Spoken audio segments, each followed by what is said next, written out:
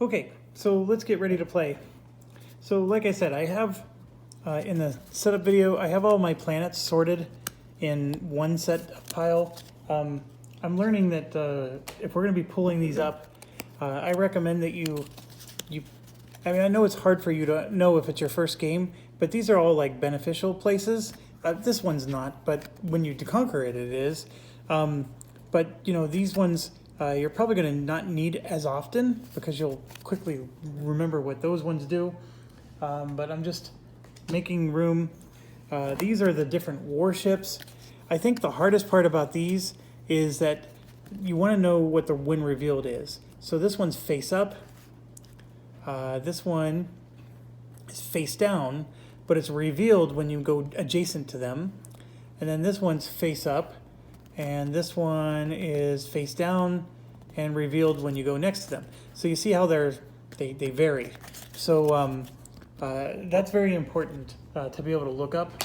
And then you have the Borg sphere, which I had in its own pile. So I'm actually going to put it with the cube together in its own little pile. Okay. You don't need P-Quad's level anymore because we have it all set up here. So you can just set that as far away as you want out of the box. Okay, so we're getting ready to go. First thing you do is you draw your hand size, which is 5. 1, 2, 3, 4, and 5. Okay. Next thing is understand that we are a ship. So when you take damage, it's the ship taking damage, okay? Picard is your captain. He is an actual card that can be played as part of the game. And when you go on away missions, Picard, the captain, can go on that away mission. So can any of your crew members when you hire them. And remember, your crew members are these kind of guys, okay? They can go on away missions with Picard. So Picard can get injured. And if he gets injured, then the ability of the ship to absorb 2 damage gets reduced to 1. Okay, it doesn't matter what this is. If it's 3, it's still reduced to 1 for as long as Picard is injured. Okay, and when he's injured, you don't get to use any skills that belong to him. And the skills, of course, are these types of things. So there's some of these that you need to have a healthy Picard in order to use them. This is all new. This is different from Mage Knight. The other thing that's different from Mage Knight is when you want to heal, the ship needs to be repaired. So just think mechanical, right? It needs to be repaired. Picard needs to be healed, which is medical. Medical, mechanical. 2 different skills in this game. And Mage Knight, a heal was a heal. It didn't matter if it was the Mage Knight himself or the minions you had with you.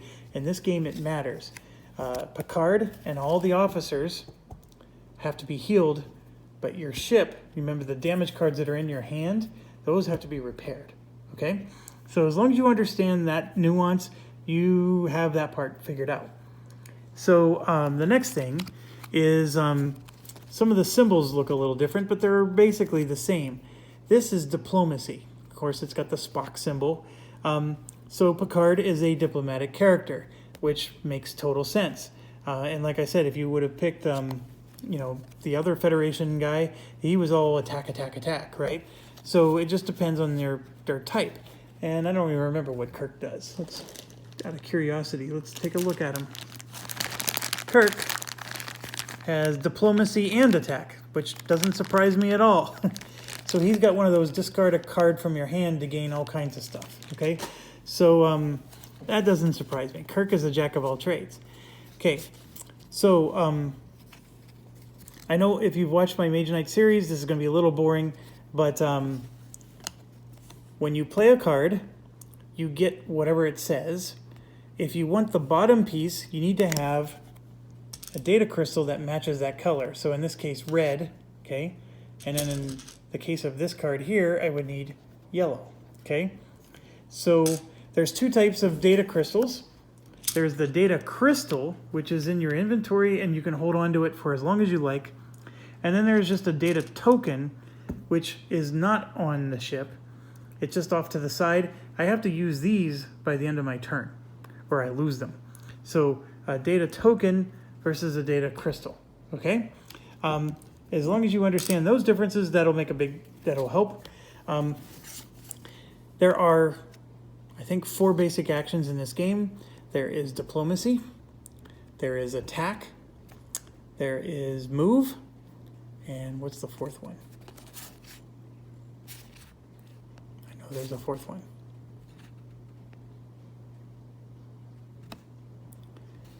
Move, diplomacy, attack. That might be it. What was it in Mage Knight? It was influence, attack, move. Yeah, maybe there's only 3. And if I think of a 4th one, I'll let you know. Oh, block. I'm sorry, block has the 4th one. So there's 4. There's move, attack, block, and diplomacy. Okay? Any of your cards can be turned sideways to give you +1 towards any of those 4 basic actions. Okay? Now, repair and heal is not a basic action. Okay? And I'm using the word action, and I probably shouldn't, because an action in this game, so when it's your turn, you get to move as much as you can generate move points, and then you can do one of 2 actions. You can interact with like a planet or a location, or you can attack, which also is a planet or a location, okay? Interact or attack. If you do either of those 2 things, you can't move anymore. And of course, on your turn, you could do none of the above. You could just sit still if you wanted. There's this thing called emergency repairs. So if you took a lot of damage, for example, and you need to repair your ship, you can do that. And that lets you discard wound cards from your hand. And there's things like that you can do. But the critical thing I want you to understand, though, is that after you've done those actions, the interact, or the emergency repair, or the combat, you cannot move anymore, okay? Your movement's over. So when I say basic action, I'm probably being a little misleading because block is not an action. I didn't mention that that was one of the actions. Block is just a part of combat. So, but there are basically basic things you get to do with these cards, and block is one of them. Move is another, okay? Now, you're also going to have cards like this, which let you do things to get crystals, data crystals, you know, and data crystals are important because these bottom parts are so much more powerful than the top parts in most cases. So when you can, you want your bottom stuff to happen, okay? I know I'm probably skimming over this a bit, but I sort of want to get into the game, and I'm sure some of you also want to get into the game. So now the other thing is that if there was combat, there's several phases to combat. You start at the top. The first phase is what's called long-range combat. So if you have long-range skills and you can do 3 points of damage to him, you'll be able to destroy him before he gets close enough to attack you, which is this. So if you can do the damage up here before with long-range combat, you insta-win. You know, that's actually the most ideal thing, okay? Now this little symbol here means he has a resistance to basic attacks. So that complicates things a little bit, but we'll get into that when we actually do the combat. So let's say long-range combat ends and I was not able to defeat him. There's no such thing as partial damage, so that's another thing. Here, he'll attack you with a 5 phaser attack. So it looks like a little claw, but it's really a phaser gun. So he's attacking you with 5 phaser. That just basically means he's attacking you with 5 normal damage or physical damage. So it's a phaser attack. I then have a choice to block that damage. That's where the block part comes in. If I don't block it, then I actually get wounded. Either I wound Captain Picard, I wound one of my crew members, or I take damage on my ship. One of the 3 has to happen if I don't block it. And then after I finish that phase, whether I take damage or block him, it doesn't matter. I then get a chance to attack him with normal attack. And in this game, normal attack is just phasers that aren't long range. And so it's any non-long range attack, okay? So if I kill him after all that, I mean, I still have the same chance as any, and I can still use a long-range attack to combine with my short-range attack. For example, if I didn't have enough long-range attack to kill him in this phase, I can just hold on to it and use it there. And if I finally defeat him, I get 4 points of experience. That's what that means. And then on top of all that, this particular guy, I gain reputation of +1 because nobody likes them. So they're happy that we're destroying them and making the galaxy a safer place. Okay? All right, so if you skipped the setup video, I will briefly explain. This is the P quad, this is Khan, this is us. Somewhere out here is a board cube. We need to find it because it has data on it that Khan wants for his own nefarious purposes. This game has 4 columns. This is column 1, this is column 2, this is column 3, and then there's a spot here for column 4 if I want. So that's all the bigger the galaxy can be. I can't make the galaxy go any more this way or that way, okay? So somewhere down this board is going to be a board cube. The board cubes are here. These are our tiles. So we have regular frontier tiles, 7 of them. 2 of them are already on a board. We have a core tile that does not have a board cube on it. And then the very bottom tile has the board cube on it.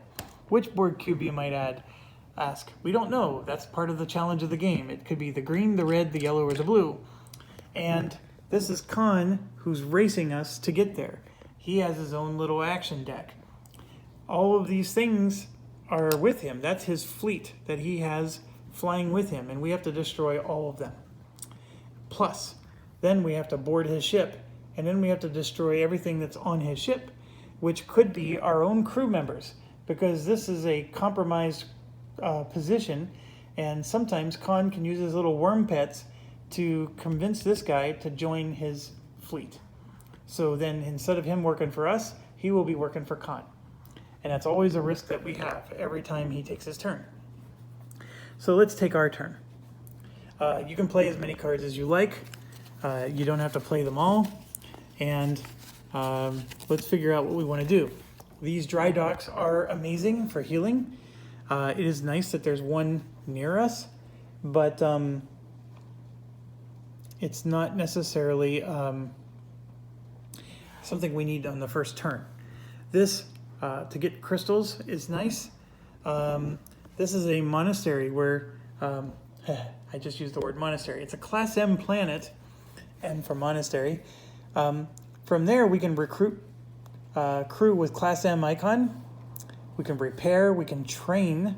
So we have to put the top card of the action deck face up in the crew offer, and we can hire that, or we can purchase that training for 6 diplomacy, or we can decimate it, which gives us a huge reputation loss, but we have to do a battle, but if we defeat the enemy, we actually gain an undiscovered card as our reward. Oh, that was one thing about Mage Knight that's better than this. In Mage Knight, there was these artifact cards. And now when you decimate, so when you decimated the monastery, you got an artifact card, and artifact cards were amazing. Almost all of them were. They were like, wow, wow. Like every time you read it, you were like, holy cow. Getting a undiscovered card is not as exciting. So that is one of the drawbacks with this particular game. So the Class M planet is telling us to take the top card of this. And so this, I always turn it sideways to show that it's not a part of these 3, okay, because it's the same kind of card. But basically, the Picard maneuver is something we can get at the monastery if we have 6 influence. We can buy this card, and then it becomes a part of our deck. And so we can do that. And actually, I actually like that idea. That's a very good idea. So in order to get there, let's look here. Space takes 2 movement, and then this little, that looks like it has some debris in it, would be 3 movement. And this is 3 movement to go over a planet, but you can't end your turn on one, and then it's 4 movement to go through a sun, but you can't end your turn on it. And I think this 3 here is actually these little nebula spaces. That's 3. So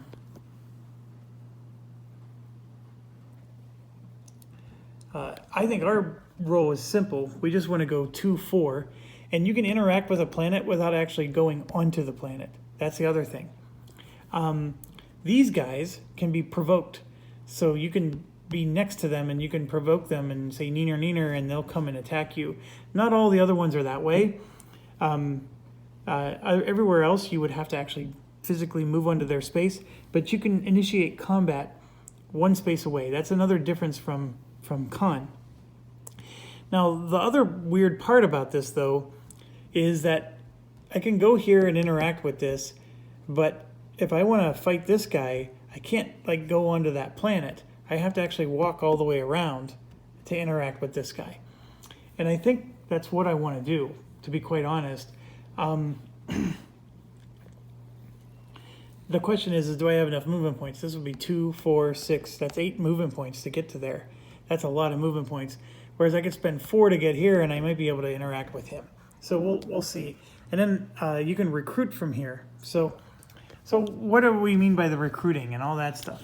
So these guys you can recruit, and you can see here that's a picture of a planet. So I can recruit him at that Class M planet. I can recruit the Federation officer at the outpost. Same with this one. And then Uhura, I can recruit at either. Okay, so that's my situation, and those Federation officers are actually quite nice. Uhura is quite nice. So, oh, and how much does it cost? Well, it costs 4 to recruit them. So that's important. And then this is their armor that they have, and this is how much points it's going to cost to heal them, if they, what level they are. And you can see Uhura is level 2, so she's harder to heal. I'm going to look real quick at her bottom ability here. Peek at the top token on one encounter and token pile. Once during this turn, you may spend 1 gold data to ready her. Oh, that's quite good. Oh my gosh, that's quite good. All right, so let's look at our deck.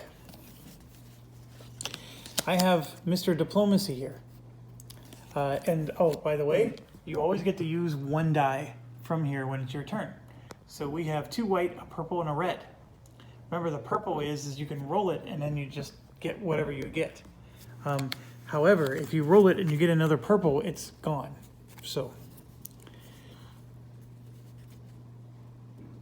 also, when you explore a new tile in this game, you get an experience point every time. In Mage Knight, that was not true. So I do have a red die available, so I can get a Diplomacy 4, which I like, because I can use that to hire somebody. Now, I could hire somebody at the Class M planet or at the outpost. The outpost I have to move to, so I would need 6 movement points to get to the outpost.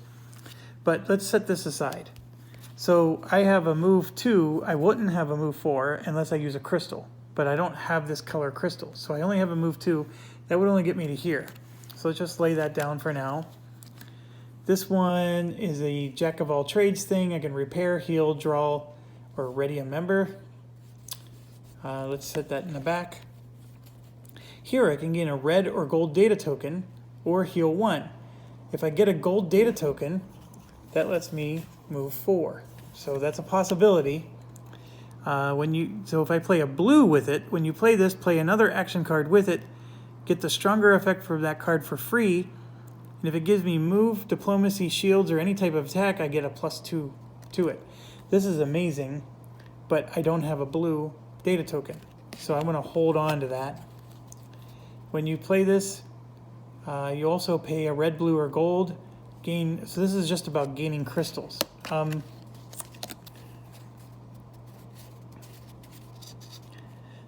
Uhura costs 6. Dang it.